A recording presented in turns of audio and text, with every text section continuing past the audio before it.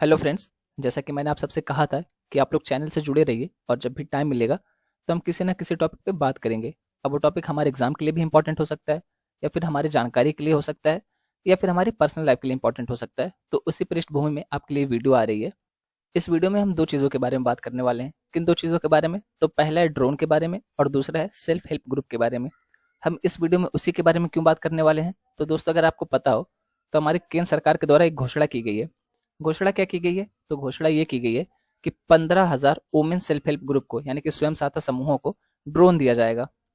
तो इस वीडियो में हम वही जानने वाले हैं कि ड्रोन क्या है, उसके क्या क्या यूज हो सकते हैं। दूसरा, हम ये जानने वाले हैं कि सेल्फ हेल्प ग्रुप क्या है और उसका कैसे प्रयोग किया जाता है, वो क्या चीज़ है। अब ये हमारी जानकारी के लिए कैसे इंपॉर्टेंट है? तो इंपॉर्टेंट ऐसे है कि आपने अक्सर सुना होगा ड्रोन के बारे में, या फिर कई जगहों पे आपने देखा होगा कि शादियों में ड्रोन से रिकॉर्डिंग की जा रही है, या आपने कहीं नहीं देखा है तो मूवीज में देखा होगा ड्रोन का प्रयोग करते हुए। अगर आपने अभी तक ड्रोन नहीं देखा तो भैया ये इमेज जो दिख रही है ना, वो ड्रोन ही है। पर क्या आपको पता है कि ड्रोन इसका एक्चुअल नाम नहीं है? इसका ऑफिशियल नेम ड्रोन नहीं है। ड्रोन तो घर का नाम है। जैसे होता है ना कि स्कूल में बुलाने वाला नाम है वीर बहादुर प्रताप सिंह या फिर सूर्य प्रताप सिंह, और घर पे क्या बोलते हैं, गोलू, सोनू, मोनू, उस तरीके से। तो ड्रोन घर पे बुलाने वाला नाम है, लेहमैन लैंग्वेज में इसको ड्रोन कहते हैं। पर जो इसका एक्चुअल नाम है, इसका एक्चुअल नाम है अनमैन्ड एरियल व्हीकल। अगर हम इसको हिंदी में कहें तो मानव रहित विमान कहते हैं इसको। अब देखिए, कोई एक बंदा है जो आपके सामने ड्रोन ड्रोन ड्रोन कह रहा है, कि ड्रोन की बहुत सारी बातें कर रहा है। आप उससे ये पूछ लेंगे कि चलो बताओ ड्रोन का एक्चुअल नाम क्या है, और उसको पता ही नहीं है। और अगर आप उसको बता रहे हैं कि भैया देखो ड्रोन का एक्चुअल नाम ये है, और ड्रोन तो उसको लेमैन लैंग्वेज में कहते हैं, ड्रोन तो उसके घर का नाम है, तो आप खुद सोच के देखिए कि सामने वाले के ऊपर आपका क्या इम्पैक्ट पड़ने वाला है। उसको ये लगेगा ना कि हाँ यार, कोई जानकार बंदा है, कोई पढ़ने वाला है, कोई जानने वाला है जो मुझे ये बता रहा है। और इसका कितनी सारी फील्ड में हम यूज कर सकते हैं वो भी हम जानने वाले इस वीडियो में। पर उसके पहले मैं आपको ये दिखाता हूँ कि जो हम सेल्फ हेल्प ग्रुप के बारे में बात करने वाले हैं वो हमारे एग्जाम के लिए इंपॉर्टेंट है कि नहीं है। तो चलिए पहले मैं आपको वो दिखाता हूँ। ये आप देख सकते हैं, यूपीएससी मेंस 2017 में आपसे पूछा गया था सेल्फ हेल्प ग्रुप के बारे में। इसी तरीके से 2021 में भी आपसे सेल्फ हेल्प ग्रुप के बारे में पूछा था। तो आप क्वेश्चन पढ़िए, बाकी हम वीडियो में डिस्कस करने वाले हैं कि सेल्फ हेल्प ग्रुप है क्या। अब आप बोलेंगे सेल्फ हेल्प ग्रुप के बारे में तो आपने दिखा दिया, पर सर आपने ड्रोन के बारे में नहीं दिखाया। तो दोस्तों, अगर आपको याद हो, यूपीएससी मेंस 2023 में आपसे क्वेश्चन पूछा था कि जो एआई है, आर्टिफिशियल इंटेलिजेंस है, कृत्रिम बुद्धिमत्ता है, उसका हम स्वास्थ्य के क्षेत्र में कैसे प्रयोग कर सकते हैं, मेडिकल यूजेस क्या है उसके। ऐसे क्वेश्चन आपसे बना था। तो भैया हो सकता है कि आने वाले समय में आपको ड्रोन के लेकर के एक क्वेश्चन बन जाए, आपसे ये पूछ ले कि ड्रोन के क्या क्या उपयोग किए जा सकते हैं, क्या फायदे हैं, क्या चुनौतियां, ये सारी चीजें आपसे पूछी जा सकती हैं। लीजिए अच्छे से ड्रोन देख लीजिए। तो इसका एक्चुअल नाम क्या है? अनमैन्ड एरियल व्हीकल, या फिर मानव रहित विमान। अगर आपसे पूछो ड्रोन होता क्या है, तो एक तरीके का ये रोबोट ही होता है जो कि उड़ता है। इसको नियंत्रित किसके द्वारा किया जाता है? तो आपने देखा होगा कि हवा में उड़ता रहता है, लेकिन इसको नीचे से कंट्रोल किया जाता है, रिमोट कंट्रोल के द्वारा इसको कंट्रोल किया जाता है। तो ये भी एक प्रकार का रोबोट ही है। इसको फ्लाइंग रोबोट भी कई बार कह दिया जाता है, तो आप ये ध्यान रखेंगे। और इसको मनुष्य के द्वारा नियंत्रित किया जाता है। आपने बहुत सारी मूवीज में देखा होगा, या फिर आपने रियल लाइफ में भी देखा होगा। मैं तो कई जगह देख चुका हूँ कि शादियों में वीडियोग्राफी के लिए इसका यूज करते हैं। और अब तो एक ट्रेंड सा चल गया कि हर कोई अपने शहर की रिकॉर्डिंग करता है ड्रोन से ऊपर से, और फिर वो डाल देता है कि ये शहर का नाम लिख देगा, और फिर उसको शॉर्ट वीडियो के रूप में वायरल कर दिया जाएगा। इस तरीके की चीजें चल रही हैं। तो उम्मीद है आपको ड्रोन समझ आ गया होगा कि ड्रोन क्या है और इसका एक्चुअल नाम क्या है। अगर हम बात करें कि ड्रोन कितने प्रकार का होता है, इसके कैटेगराइजेशन के बारे में बात करें, वर्गीकरण के बारे में बात करें, तो आप देख सकते हैं कि नैनो ड्रोन होता है। कैसे बांटते हैं हम? तो इसको वेट के आधार पर बांटते हैं, वजन के आधार पर। जिसका जो वजन है वो 250 ग्राम से कम होगा, इसको हम नैनो ड्रोन कहेंगे। जिसका वजन 250 ग्राम से लेकर के 2 किलोग्राम के बीच में, उसको माइक्रो ड्रोन कहेंगे। जिसका वजन 2 किलोग्राम से लेकर के 25 किलोग्राम के बीच में है, उसको हम स्मॉल ड्रोन कहेंगे। और जिसका वजन 25 किलोग्राम से लेकर के 150 किलोग्राम के बीच में है, उसको हम मीडियम ड्रोन कहेंगे। और जिसका वजन 150 किलोग्राम से भी ज़्यादा हो, उसको हम लार्ज ड्रोन कहेंगे। तो ये तो हो गया ड्रोन और उसका कैटेगराइजेशन, उसका वर्गीकरण। यानी ड्रोनों को टोटल 5 वर्गीकरण किया गया, 5 प्रकारों में बांटा गया है। तो इसको आप ध्यान रखेंगे। दूसरा, अगर हम बात करें कि ड्रोन के यूजेस कहाँ पे किए जा सकते हैं, जो आपके लिए सबसे ज़्यादा इंपॉर्टेंट होने वाला है, तो जो ये हमारी केंद्र सरकार के द्वारा घोषणा की गई है ना, इसमें कहा क्या गया है? इसमें कहा है कि जो 80% लागत है ड्रोन खरीदने की, वो केंद्र सरकार वहन करने वाली है। 80% लागत, ध्यान दीजिएगा। और फिर क्या होगा, जब ड्रोन खरीद लेंगे, women self help group drone खरीद करके क्या करेंगे, तो किसानों को देंगे, ताकि किसान क्या करें, एग्रीकल्चर में उसका यूज कर सकें। तो आपको एक यूज तो यहीं से पता चल जा रहा है कि इसका हम कहाँ पे यूज कर सकते हैं, एग्रीकल्चर में। जो कि फोटो भी लगी हुई है, आप देख भी सकते हैं। इसका एग्रीकल्चर में यूज कर सकते हैं। कैसे? तो जो कीटनाशक दवा थी उसको छिड़कने के लिए कर सकते हैं, खेतों के ऊपर निगरानी करने के लिए कर सकते हैं, कोई जानवर है उसको भगाने के लिए कर सकते हैं। तो इस तरीके से इसका बहुत सारा यूज किया जा सकता है। उसके अलावा दोस्तों, मैं आपको वीडियो में बताऊं उससे पहले आप लोग इस वीडियो को पॉज करके आप लोग खुद सोचिए कि हम इसका और कहाँ कहाँ पे यूज कर सकते हैं और कैसे कैसे यूज कर सकते हैं। दो तीन चीज़ें तो मैंने आपको ही बता दी है कि वीडियोग्राफी हो गया और फिर कृषि के क्षेत्र में हो गया। इसका हम मेडिकल के क्षेत्र में भी प्रयोग कर सकते हैं। जैसे आप देखेंगे कि कोई दूर दराज वाला इलाका है, अब वहाँ पे हमें वैक्सीन भेजनी है तो हम ड्रोन के माध्यम से वैक्सीन भेज सकते हैं। या फिर कोई ट्रैफिक में फंस गया है, कोई इंपॉर्टेंट इंजेक्शन है, उसको आने में टाइम लगेगा, तो हम ड्रोन के माध्यम से वो इंजेक्शन पहुंचा सकते हैं एम्बुलेंस तक का। या फिर इसी तरीके से अगर कोई क्रिटिकल केस बना हुआ है, कोई पेशेंट है बहुत सीरियस है, एम्बुलेंस में है, उसको हम ब्लड चढ़ा रहे हैं और ब्लड खत्म हो गया, ब्लड की कमी पड़ गई है, तो उसके लिए भी हम ड्रोन का प्रयोग कर सकते हैं। दवाएं पहुंचाने के लिए हम ड्रोन का प्रयोग कर सकते हैं। उसके अलावा मान लीजिए कोई आपदा आ गई है, कोई प्राकृतिक आपदा है, तो उसकी निगरानी करने के लिए भी हम ड्रोन का प्रयोग कर सकते हैं। वहाँ पे राहत कार्यों के लिए इसका प्रयोग किया जा सकता है, राशन पहुँचाया जा सकता है, छोटे छोटे पैकेट में करके दवाएं पहुँचाए जा सकते हैं, उनके खाने का सामान पहुँचाया जा सकता है। तो इस तरीके से हम डिजास्टर में भी इसका यूज कर सकते हैं। अगर हम इन्वायरमेंट के क्षेत्र में बात करें तो कैसे, अब देखिए नेशनल पार्क हो गया, वाइल्ड लाइफ सेंचुरी हो गई, तो इनके ऊपर निगरानी करने के लिए भी हम कर सकते हैं। उसके अलावा जो अवैध शिकार होता है उसको रोकने के लिए, उसकी निगरानी करने के लिए हम ड्रोन का प्रयोग कर सकते हैं। और अगर आपको इसका एक और यूज बताऊं जो शायद आपने सुना भी होगा और बहुत सारे लोग नहीं सुनेंगे, तो उनको लगेगा कि सच में ऐसा हुआ था क्या। जो बिहार राज्य है ना, यहाँ पे ड्रोन का प्रयोग किस लिए किया गया था, तो जो शराब बेची जाती है, अवैध शराब, क्योंकि बिहार में शराब बंद है, तो जो वहाँ पे अवैध शराब बेची जाती है उसकी निगरानी के लिए ड्रोन का प्रयोग किया गया था। तो ये ध्यान रखिएगा कि बिहार राज्य में शराब की अवैध बिक्री को रोकने के लिए ड्रोन का प्रयोग किया जा रहा था, उसके माध्यम से निगरानी रखी जा रही थी। उसके अलावा जैसे मान लीजिए कि अगर कोई हमारे शहर में इंपॉर्टेंट पर्सनालिटी आता है, एमपी एमएलए आता है, या फिर प्रधानमंत्री की विजिट होती है, राष्ट्रपति की विजिट होती है, तो आसपास के क्षेत्रों में सिक्योरिटी के पर्पज से हम ड्रोन का प्रयोग कर सकते हैं, निगरानी रख सकते हैं। उसके अलावा एक्सप्लोसिव डिवाइसेस का प्रयोग कहीं पे किया गया हो तो उसके बारे में पता लगाने के लिए भी हम ड्रोन का यूज कर सकते हैं। बाकी आपने ये भी देखा होगा कि अगर हम बिजनेस के पर्पज से बात करें तो जो विकसित देश हैं वहाँ पे ड्रोन का प्रयोग किस लिए किया जा रहा है, तो सामान की डिलीवरी करने के लिए। अमेजोन हो गया, फ्लिपकार्ट हो गया, तो इनके माध्यम से जो डिलीवरी चलती है, तो जो विकसित देश है वहाँ पे ड्रोन के माध्यम से डिलीवरी भी की जा रही है। आपने कई बार देखा भी होगा या फिर सुना होगा। उसके अलावा हम इसका एंटरटेनमेंट के क्षेत्र में भी प्रयोग कर सकते हैं। जैसे कैसे, तो मान लीजिए कि कोई एक पर्टिकुलर स्पेस है, कोई जगह है, उसकी शूटिंग करने के लिए हम ड्रोन का प्रयोग कर सकते हैं कि यहाँ की वीडियो शूट करके और वहाँ पे जा करके एडिट कर दें, वीएफएक्स डाल करके, और फिर मूवीज में दिखाना शुरू कर दें। या फिर बहुत सारे लोग हो सकते हैं जिनकी हॉबी हो सकती है कि जो ड्रोन में यूज होने वाली इक्विपमेंट है उसको बनाए। या फिर आप कह सकते हैं कि रोजगार को भी वृद्धि मिलेगी ड्रोन के प्रयोग से। कैसे, तो भैया जो ड्रोन बना रहा है उसको भी, और जो ड्रोन चला रहा है उसको भी एक तरीके से रोजगार में वृद्धि हो रही है, उनको रोजगार मिल रहा है। और जो हमारी केंद्र सरकार ने घोषणा की है, इसमें ये भी कहा गया कि जो भी ड्रोन उड़ाने वाले होंगे उनको 15,000 सैलरी दी जाएगी मंथली। तो इस तरीके से इसका यूज किया जा सकता है। जितने सारे यूज मैंने आपको बता दिए हैं, इतना सारा लिखने भर का हमारे पास टाइम नहीं होता मेंस में। हमें 3 4 5 क्षेत्रों के बारे में ही लिखना होता है, बहुत ज़्यादा टाइम नहीं होता है। तो आप ये जो मोटी मोटी हेडिंग दी गई ना, कि जैसे emergency services and disaster recovery, इस तरीके से, या फिर सिक्योरिटी सर्विसेज हो गया, एग्रीकल्चर हो गया, फिर इन्वायरमेंट वाला क्षेत्र हो गया, तो इस तरीके से आप मोटी मोटी हेडिंग बनाएंगे और फिर एक दो एग्जाम्पल देंगे कि कैसे यूज कर सकते हैं, फिर उस चीज़ को ही खत्म करेंगे। ऐसा नहीं कि आप 40 के 40 यूज लिखने चले गए, फिर बहुत दिक्कत हो जाएगी। हमें अगला आंसर भी लिखना है। ऐसा नहीं कि अगर कोई आंसर हमें आ रहा है तो सारा का सारा टाइम उसी पे दे दो, ये चीज़ बहुत गलत है, फिर सिलेक्शन नहीं होने वाला, समझ लीजिए। आपको आ रहा है तब भी अपने ऊपर कंट्रोल रखना है और जितनी रिक्वायरमेंट है उतना ही करिए।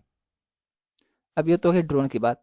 अब चलिए हम देखते हैं SHG के बारे में, सेल्फ हेल्प ग्रुप के बारे में, स्वयं सहायता समूह के बारे में। अगर हम बिना परिभाषा देखे, ऑफिशियल लैंग्वेज देखे बिना, अगर हम ये समझना चाहें कि सेल्फ हेल्प ग्रुप होता क्या है, स्वयं सहायता समूह होता क्या है, तो देखिए होता क्या है कि जैसे मान लीजिए कोई एक पर्टिकुलर क्षेत्र है, अब यहाँ पे 15 से 20 लोग मिलेंगे आपस में, खास करके महिलाओं से संबंधित होता है, तो 15 से 20 लोग आपस में मिलेंगे और सबका एक समान उद्देश्य होता है। अब वो उद्देश्य सामाजिक भी हो सकता है, आर्थिक भी हो सकता है, राजनीतिक भी हो सकता है, लेकिन जनरली सामाजिक और आर्थिक उद्देश्यों के लिए ही ऐसे काम किए जाते हैं, तो इनको सेल्फ हेल्प ग्रुप की कैटेगरी में उसी को रखा जाता है। अब होता क्या कि 15 से 20 महिला एक साथ मिल गई, इनका सबका समान उद्देश्य है, तो ये लोग थोड़े थोड़े संसाधन इकट्ठा करेंगे, जैसे कोऑपरेटिव वाले नहीं होता है, ठीक उसी की तर्ज पे थोड़े थोड़े संसाधन इकट्ठा करेंगे और फिर उसको इन्वेस्ट करेंगे, और फिर उसी के अनुपात में, जिस अनुपात में इन्होंने इन्वेस्टमेंट किया था, जिस अनुपात में इन्होंने निवेश किया था, उसी अनुपात में उस लाभ को बांट लेंगी। अब ये जो सेल्फ हेल्प ग्रुप हो सकते हैं, हो सकता है कि इसका पंजीकरण किया गया हो सकता है इसका पंजीकरण ना किया गया हो। बस ये जान लीजिए सेल्फ हेल्प ग्रुप, ग्रुप से क्या मतलब होता है, समूह होता है। अब यहाँ पे जनरली 15 से 20 लोग होते हैं और जनरली ये क्या होता है कि महिलाएं ही इसमें शामिल होती हैं। अब कई बार क्या होगा कि ये बैंकिंग का भी काम करेंगे, यानी कि लोगों को कर्ज दे सकती हैं। कई बार क्या होता है कि 15-20 महिलाएं मिल करके कोई फैक्ट्री चला रही हैं, कोई सिलाई मशीन की, इस तरीके से आप कह सकते हैं कारखाना लगा लिया उन्होंने, फिर कढ़ाई का कारखाना लगा लिया है। तो इस तरीके से आप देखेंगे जो यहाँ पे 10 से 15-20 महिलाएं मिलकर के आपस में काम करते हैं, वही सेल्फ हेल्प ग्रुप होता है। अगर हम परिभाषा देखना चाहें तो स्वयं सहायता समूह किसी भी सामाजिक या आर्थिक उद्देश्य के लिए गठित किसी इलाके में 10 से 20 लोगों के समूह होते हैं। अधिकांश सेल्फ हेल्प ग्रुप अपने सदस्यों के बीच बेहतर वित्तीय सुरक्षा के उद्देश्य से बनाए जाते हैं। सेल्फ हेल्प ग्रुप पंजीकरण के साथ या बिना पंजीकरण के भी मौजूद हो सकते हैं। अगर हम इसकी उत्पत्ति के बारे में बात करें कि इसका विकास कहाँ से हुआ, इसकी उत्पत्ति कहाँ से हुई, तो इंडियन माइक्रो फाइनेंस मॉडल से। माइक्रो फाइनेंस क्या होता है, जो छोटे स्तर पर एक तरीके से आप कह सकते हैं वित्त दिया जाता है, ऋण दिया जाता है, उसी को माइक्रो फाइनेंस कहा जाता है। तो जैसे होता नहीं कि यार छोटे छोटे स्तर पर कोई जैसे मोहल्ले में होता है कि किसी से 10,000 रुपये उधार ले लिया, तो मोहल्ले में तो व्यवहार का नाते हो गया, कॉलोनी में व्यवहार का नाते हो गया, लेकिन जब इसी को 10,000 रुपये दिया गया है और इस पर कुछ हद तक ब्याज भी लिया जाए, यानी कि अगर मान लीजिए 10,000 रुपये उन्होंने उधार दिया था, अब यहाँ पे उनको 12,000 रुपये मिल रहा है बढ़ा करके जब भी इनका उधार मिल रहा है। तो इस तरीके से माइक्रो फाइनेंस हो गया, छोटे छोटे स्तर पर जब काम किया जाता है। उसके अलावा 1992 में आरबीआई और नाबार्ड के द्वारा दिशा निर्देश भी दिए गए थे कि इस तरीके से कोई चीज़ हो सकती है। और जो सेल्फ हेल्प ग्रुप है इसको उद्यम का एक रूप माना जाता है, यानी कि इसको व्यवसाय माना जाता है, एंटरप्रेन्योर माना जाता है इसको। ये सामूहिक बैंकों की भी भूमिका निभाते हैं। उसके अलावा ये सदस्यों से बचत जुटाते हैं और डेबिट और क्रेडिट दोनों कार्य करते हैं। ये बहुत अच्छा स्टेटमेंट है, क्योंकि आप देखेंगे जो माइक्रो फाइनेंस है ना, इस तरीके से आपसे यूपीएससी प्री में क्वेश्चन बन जाता है। अब आपको दे देगा कि जो सेल्फ हेल्प ग्रुप है ये जनरली इसके क्या 2 स्टेटमेंट बना देगा, इसमें से सिंपली जो आपका एकदम आसान है, जहाँ पे आप कंफ्यूज हो सकते हैं, लिख देगा कि पंजीकरण के साथ या पंजीकरण के बिना भी मौजूद हो सकते हैं। अब आपको लगेगा यार पंजीकरण नहीं कराएंगे कैसे काम चलेगा। दूसरा स्टेटमेंट आपको दे देगा कि डेबिट और क्रेडिट दोनों काम करते हैं। तो ये दिक्कत आपको लगने लगी कि यार ये सही है कि गलत। तो इस तरीके से प्रीलिम्स में भी क्वेश्चन बन सकता है, तो ये ध्यान रखिएगा कि डेबिट और क्रेडिट दोनों कार्य करते हैं सेल्फ हेल्प ग्रुप। उसके अलावा ये पंजीकरण के साथ भी मौजूद हो सकते हैं, पंजीकरण के बिना भी ये मौजूद हो सकते हैं। उसके अलावा कहा कि बाहरी ऋण के लिए सेल्फ हेल्प ग्रुप क्या करते हैं, तो बैंकों के साथ जुड़ता है, अर्थात एसएचजी बैंक लिंकेज। इसका क्या मतलब है, इसका सिंपल सा मतलब है कि जैसे मान लीजिए कोई सेल्फ हेल्प ग्रुप है, अब इनके पास 10 लाख रुपए नहीं है, तो ये 10 लाख रुपए लेने के लिए क्या करेंगे कि किसी बैंक से जुड़ गए, मान लीजिए स्टेट बैंक ऑफ इंडिया है, इस बैंक से कहेंगे कि भैया हमें ऋण दे दीजिए। इस बैंक को क्या होगा, ये लोग 10 लाख रुपए ऋण ले लेंगे, मान लीजिए कितने में, तो ये ले लेंगे 15% ब्याज के ऊपर। मैं एक मोटा मोटा एग्जाम्पल दे रहा हूँ। फिर ये अगले आदमी को ऋण देंगे जब, तो ये 20% ब्याज पे देंगे। अब ये जो 5% ब्याज इनका है, ये इनका मुनाफा हो गया, तो ये 5% अपने पास रखेंगे, बाकी का एसबीआई को वापस लौटा देंगे। सिंपल सी बात है, यही हो गया एसएचजी बैंक लिंकेज, इसी को कहा जा रहा है। उसके अलावा क्या चल रहा है, तो अब एसएचजी जो है ये कंपनियों से जुड़ते हैं, यानी एसएचजी कॉर्पोरेट लिंकेज भी, जैसे ये बैंक के साथ मैंने बताया सेम प्रोसेस है कि कंपनी के साथ जुड़ते हैं। अब कंपनी के साथ ऋण के लिए भी जुड़ सकते हैं, या फिर अपना कोई उत्पाद है उसको बेचने के लिए जुड़ सकते हैं, या फिर उनको छोटे स्तर पर ऋण देने के लिए जुड़ सकते हैं। तो इस तरीके से ये हो सकता है। महिला एसएचजी के लिए सरकार ब्याज सबवेंशन योजना प्रदान कर रही है। एसएचजी का महत्व सामूहिक प्रदर्शन के माध्यम से गरीबों की आय में वृद्धि है। और यहाँ पे सिर्फ यही बात नहीं है, गरीबों की आय में वृद्धि तक बात नहीं है, और क्या बात है, तो देखिए महिला सशक्तिकरण का बहुत अच्छा कदम है। कैसे, सिंपल से मुझे बताया ना कि कैटरीना कैफ को कोई टेंशन है, मतलब क्या उसको ये कभी दहेज के लिए प्रताड़ित किया जाएगा, कभी नहीं, क्योंकि इसके पास इतना पैसा, भाई ये बहुत सारे फेमस भी हैं, इनके पास बहुत सारा पैसा है। तो ऐसे ही अगर कोई महिला है आर्थिक रूप से जब वो सशक्त हैं, तो क्या अपने मर्द की यानी कि अपने हस्बैंड की मारपीट वो सहने वाली हैं? जब वो आर्थिक रूप से सशक्त होंगी ना, तो वो सामाजिक रूप से भी सशक्त हो जाएंगी, जागरूक हो जाएंगी। और जब वो काम धंधा करेंगे, 4 लोगों से मिल लेंगे, तो उनको भैया ये भी समझ आ जाएगा कि क्या सही है क्या गलत है, और मैं क्यों मार सऊं, क्यों मैं दहेज के लिए प्रताड़ित हूँ। तो इस तरीके से जब महिलाओं का आर्थिक सशक्तिकरण भी होता है इसके माध्यम से। और सिंपल सी बात है कि जब महिलाओं के हाथ में पैसा आएगा, आर्थिक सशक्तिकरण होगा उनका, तो जनरली बहुत रेयर ऐसा होता होगा जब कोई महिला पैसे का दुरुपयोग करती होगी।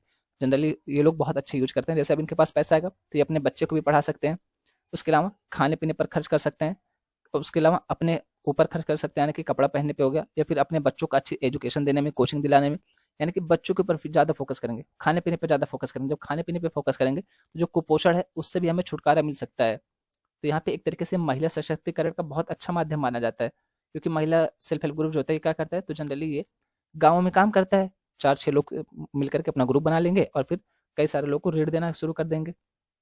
तो इस तरीके से इनको जो फायदा होता है, इनसे पैसा मिलता है, महिला का आर्थिक सशक्तिकरण होगा, जब आर्थिक सशक्तिकरण हुआ तो सामाजिक सशक्तिकरण हुआ, और जब महिला को, इसका मतलब उसकी फैमिली का भी हो रहा है। कहते हैं ना कि अगर एक पुरुष पढ़ता है तो सिर्फ एक पुरुष पढ़ता है, यानी कि अगर एक पुरुष शिक्षित हो रहा है तो सिर्फ एक पुरुष शिक्षित हो रहा है, लेकिन अगर एक महिला शिक्षित हो रही है तो फिर एक तरीके से पूरा राष्ट्र, पूरा समाज शिक्षित हो रहा है, ये स्टेटमेंट चलती है। तो उसी तरीके से ये है, इसको याद रखिएगा, और इसकी बहुत इंपॉर्टेंट भूमिका है महिलाओं के सशक्तिकरण में, और ये बहुत अच्छा टॉपिक बन जाएगा आपसे। अगर हम कुछ फैक्ट देखना चाहें सेल्फ हेल्प ग्रुप के बारे में, तो आप देख सकते हैं भारत में लगभग 1 करोड़ सेल्फ हेल्प ग्रुप हैं जो सक्रिय बैंक लिंकेज के साथ जुड़े हुए हैं। बैंक लिंकेज के मैं आपको पहले समझा चुका हूँ। भारत के 10 करोड़ लोगों की भागीदारी है इसमें, यानी कि 1 करोड़ सेल्फ हेल्प ग्रुप हैं जो कि बैंक से जुड़े हुए हैं, और इसमें लगभग 10 करोड़ लोग शामिल हैं। लगभग 7,000 करोड़ रुपए का कुल बैंक बैलेंस है इसका। भारत में 90% सेल्फ हेल्प ग्रुप विशेष रूप से महिलाओं से संबंधित है। तो आप देखिए कि इसमें लगभग 90% महिलाएं शामिल हैं। उसके अलावा लगभग 10 करोड़ लोग शामिल हैं, और उनका अगर बैंक बैलेंस देखा तो लगभग 7,000 करोड़ रुपए बैंक बैलेंस है। जो सेल्फ हेल्प ग्रुप है उनका 7,000 करोड़ रुपए बहुत होता भी है, और यहाँ पे लगभग 1 करोड़ सेल्फ हेल्प ग्रुप है। ये आपका कुछ फैक्ट था जो आप अपने आंसर राइटिंग में यूज कर सकते हैं। अगर हम इनकी भूमिका के बारे में बात करें, तो गरीबों के लिए आय सृजन, वही सिंपल सी बात है, 8-10 लोग मिल गए, अभी कुछ नहीं कर रहे थे, घर पे बैठे थे, सिर्फ घर का काम कर रहे थे, खाना बना रहे थे, अब यहाँ पे जाके काम कर रहे हैं, ऋण दे रहे हैं तो जो उनसे बेनिफिट होने वाला है, जो लाभ मिलेगा, उसका आपस में बंटवारा कर लेंगे, सिंपल सी बात है। तो ये उसकी आय का सृजन का एक अन्य स्रोत कह सकते हैं, एक अन्य माध्यम कह सकते हैं। उसके अलावा वित्तीय समावेशन के लिए बैंकों तक पहुंच, जो सेल्फ हेल्प ग्रुप और बैंक लिंकेज है, तो इससे वित्तीय समावेशन को भी बढ़ावा मिलता है। उसके अलावा दहेज हो गया, शराबखोरी हो गई, इसके खिलाफ ये होता है। उसके अलावा ग्राम पंचायतों में एक दबाव समूह के रूप में काम करता है। अब मान लीजिए कि जो सेल्फ हेल्प ग्रुप है, इसमें 10 महिलाएं शामिल हैं। अब ये 10 के 10 प्रभावशाली हैं, तो जब भी ग्राम पंचायतें हैं ना, तो वहाँ पे अगर कोई काम कराना होगा, तो ये लोग अगर जाते हैं तो सिंपल सी बात है कि भाई थोड़ा सा प्रेशर पड़ेगा ना, कि यार सेल्फ हेल्प ग्रुप से जुड़ी महिलाएं आई थी, उनको जानकारी है, और पारदर्शिता बनाए रखना जरूरी है इसी तरीके से। उसके अलावा सीमांत वर्गों का सामाजिक उत्थान, वही जो लोग पिछड़े हुए हैं समाज में, वो भी इससे सामाजिक परिवेश में आ सकते हैं, सामाजिक समावेशन की प्रक्रिया को बढ़ावा मिलेगा। उसके अलावा महिलाओं का उत्थान, ये चीज़ मैंने आपको काफ़ी अच्छे से समझाई है। अब हम देखते हैं कि स्वयं सहायता समूह जो है, इससे संबंधित समस्याएं क्या क्या हो सकती हैं। ये देखो जैसा स्ट्रक्चर है ना, आप भी ऐसे स्ट्रक्चर बना सकते हैं। ठीक है, जैसे मान लिया आपने स्ट्रक्चर बनाया, अब यहाँ पे इस तरीके से निकाल लिए, एक ये हो गया, एक ये हो गया, एक ये हो गया, इस तरीके से आप भी स्ट्रक्चर बना सकते हैं। यही सारी चीज़ें यार जो हमारे आंसर राइटिंग को अलग करती हैं औरों से, यही सारी चीज़ें जो हमें आधा नंबर, एक नंबर ज़्यादा दिलवाती हैं, और उसी से हमारा सिलेक्शन हो जाता है फिर। तो सबसे पहले हम बात करते हैं कौशल उन्नयन का अभाव, यानी कि जो स्किल होती है उसकी कमी होती है। क्योंकि होता है क्या, जनरली महिलाओं को उतना ज़्यादा अवसर नहीं दिए जाते हैं, उनको ज़्यादा ट्रेनिंग नहीं दी जाती है, ज़्यादा घर से बाहर नहीं निकलने दिया जाता है, तो उनको ज़्यादा जानकारी भी नहीं होती है। उसके अलावा हम देखेंगे डिजिटल अवसंरचना की कमी। आप देखेंगे वर्तमान समय सारी चीज़ें ऑनलाइन हो चुकी हैं, सारी चीज़ें डिजिटली माध्यम से बढ़ती जा रही हैं। उसके बाद भी जब सेल्फ हेल्प ग्रुप है, खास करके गाँव में काम कर रहा है, खास करके महिलाओं से संबंधित है, तो कई बार विशेषज्ञता की कमी देखने को मिलती है। कई बार जो डिजिटल चीज़ें हैं उतना अवसंरचनागत विकास नहीं देखने को मिलता है। उसके अलावा वित्तीय समस्या, अब भैया महिलाएं जुड़ी हुई हैं, घर वाले अगर सपोर्ट नहीं करेंगे तो उनके पास कितना ज़्यादा पैसा हो जाएगा। क्योंकि जो उनको घर से पैसा मिल रहा था, अभी तक तो घर ही में थे, अभी तक तो कोई काम नहीं कर रही थी, जो उनको घर से पैसा मिल रहा था, जो उनकी थोड़ी बहुत बचत थी, उसी को ये लोग लगा करके काम शुरू किए। तो कई बार बहुत ज़्यादा पैसा नहीं होता इनके पास, इसी नाते सेल्फ हेल्प ग्रुप से और बैंक लिंकेज के कार्यक्रम को जोड़ा गया है, ताकि ये बैंक से पैसा ले करके और अन्य को ऋण पे पैसा दे सके। उसके अलावा अपर्याप्त प्रशिक्षण सुविधाएं, यानी ट्रेनिंग देने के लिए जितने इनके पास सुविधाएं होनी चाहिए उतना होता नहीं है। लोगों को कन्विंस करने के लिए, उनको दिखाने के लिए जितनी चीज़ें होनी चाहिए कि देखिए ये चीज़ ऐसे काम करती है, ये चीज़ ऐसे हो सकती है, उतनी चीज़ें इनके पास हो नहीं पाती हैं। उसके अलावा विशेष रूप से महिला एसएचजीज के बीच स्थिरता और एकता की कमी। स्थिरता क्यों? क्योंकि जब तक अच्छा चल रहा है तब तक ठीक है। अब जैसे मान लीजिए महिलाओं ने कुछ कह दिया घर वालों को, या फिर अपने ससुराल वालों को कुछ कहा, तो फिर पता चल रहा है कि वो लोग इनको हटा दें कि सेल्फ हेल्प ग्रुप में काम ही नहीं करना है, तुम घर पे बैठो, तुम 4 दिन बाहर क्या गए तो मुझे ही सिखाने लग गई, इस तरीके की बातें। जहाँ पे पॉइंट छूट गया है, बहुत इंपॉर्टेंट पॉइंट है, वो है पितृसत्तात्मक सोच। इसको कतई नहीं भूलना आपको। पितृसत्तात्मक जो सोच है ना, इसको आप लोग को इसमें इंक्लूड करिए। क्योंकि जैसे ही महिलाओं के हाथ में पैसा आता है, जैसे उनका सशक्तिकरण होता है, तो मैक्सिमम लोगों से ये चीज़ झेली नहीं जाती है। ये सिर्फ मतलब एक आदमी की बात नहीं है, ये लगभग सभी की यही बात है। तो इस तरीके से बहुत सारी दिक्कतें देखने को मिलती है, संबंधित समस्याएं हैं, आप इसको भी ध्यान दीजिएगा। जो सेल्फ हेल्प ग्रुप है ना, इससे संबंधित एक कार्यक्रम है जिसका नाम है इस शक्ति कार्यक्रम। ये इस शक्ति कार्यक्रम क्या, अगर इसके बारे में हम बात करें, तो देश में सभी स्वयं सहायता समूहों, सेल्फ हेल्प ग्रुप के डिजिटलीकरण के लिए नाबार्ड द्वारा इस शक्ति कार्यक्रम चलाया गया। ये नाबार्ड क्या है?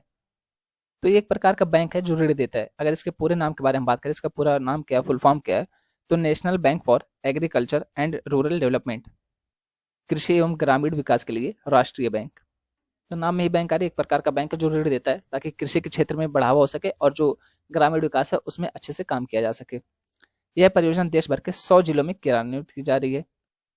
इस परियोजना का उद्देश्य क्या है? तो इस परियोजना का उद्देश्य सेल्फ हेल्प ग्रुप सदस्यों को वित्तीय समावेशन के दायरे में लाने के लिए सभी एसएचजी खातों का डिजिटलीकरण करना है, जिससे उन्हें क्रेडिट मूल्यांकन और लिंकेज में बैंकरों की सुविधा बढ़ाने के साथ साथ वित्तीय सेवाओं की व्यापक रेंज तक पहुंचने में मदद मिलेगी। उसके अलावा राष्ट्रीय वित्तीय समावेशन एजेंडे के साथ सेल्फ हेल्प ग्रुप सदस्यों को एकीकृत करना, उपलब्ध प्रौद्योगिकी का उपयोग करके बैंकिंग सेवाओं के कुशल और परेशानी मुक्त वितरण के लिए सेल्फ हेल्प ग्रुप सदस्यों और बैंकों के बीच इंटरफेस की गुणवत्ता में सुधार करना, आधार से जुड़ी पहचान का उपयोग करके सेल्फ हेल्प ग्रुप के साथ वितरण प्रणाली के अभिसरण की सुविधा प्रदान करना। तो ये इस शक्ति कार्यक्रम का पूरा उद्देश्य था। आपको क्वेश्चन मैंने दिखाया ही था कि सेल्फ हेल्प ग्रुप से कैसे क्वेश्चन बन सकते हैं, तो यहाँ से आप देख लीजिए कैसे क्वेश्चन बन सकते हैं और बन चुके हैं। पीवाईक्यू है ये आपका, ये तो 2017 में था, फिर भी इसको 6 साल हो गया, लेकिन ये देखिए ये 2021 में ही आपसे पूछा गया है। ऐसा नहीं कि बहुत पुराना क्वेश्चन मैं आपको दिखा रहा हूँ कि आज से 50 साल पहले पूछा गया था, तो ये 2 साल की बात है, 2021 में पूछा गया था। और जैसे ये भूमिका चल रही है, कोई आपको आश्चर्य की बात नहीं होनी चाहिए कि अगर आपसे अगले साल भी क्वेश्चन पूछ ले। उम्मीद है दोस्तों आपको ये सारी चीज़ें क्लियर होंगी, आपको ये वीडियो पसंद आएगी। अगर आपको ये वीडियो पसंद आ रही है तो लाइक करिए, शेयर करिए, सब्सक्राइब करिए और सपोर्ट अपना दिखाइए कि हाँ सर ये सही है, अच्छा लग रहा है। यहीं तक रखते हैं इस वीडियो को। बोलने में जो भी गलती है उसके लिए दिल से सॉरी। आप सबके सपोर्ट के लिए बहुत बहुत बहुत धन्यवाद।